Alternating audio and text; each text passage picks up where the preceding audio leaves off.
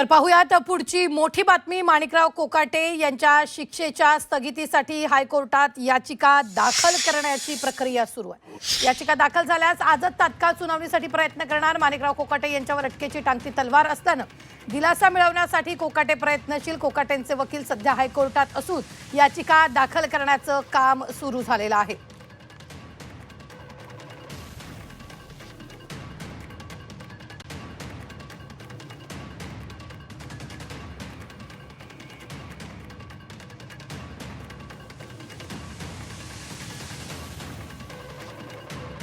दरम्यान अटक वॉरंट विरोधात माणिकराव कोकाटेंनी हायकोर्टात धाव घेतली। या संदर्भात कोकाटेंचे वकील मनोज सिंग यांच्याशी बातचीत केली। आमचे प्रतिनिधी योगेश खरे यांनी।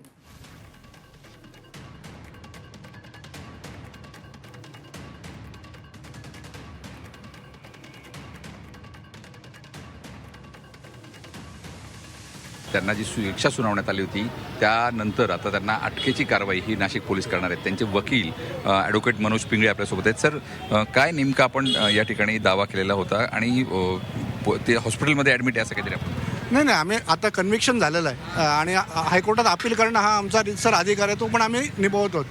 तर आता मीन वाईल काय झालं आहे की ते अटक वॉरंट काढत आहेत। तर आम्ही सांगितलं की आम्हाला सरेंडर व्हायला तुम्ही 4 दिवसाची वेळ द्या, कारण की ते हॉस्पिटलाइज आहे आणि मेडिकल ग्राउंडवर on humanity ground me apply केलं होतं की 4 दिवसाची वेळ द्या। ते कॅबिनेट मिनिस्टर आहे, कुठे पण पळून जाणार नाहीत, रेप्युटेड पर्सन आहे, याच्या आधी कोणते अँटीसिडेंट्स नाही। तर आम्हाला 4 दिवसाची तुम्ही वेळ सरेंडर करण्यासाठी द्यावी। तर हॉस्पिटलमधून रिलीज झालं की ते सरेंडर होतं। त्याच्यात जर समजा जामीन झाला तर हे वॉरंट ऑटोमॅटिक रद्दच होईल। तर त्याच्यामुळे आता जे काय होईल तिला हायकोर्टातच होईल आमची।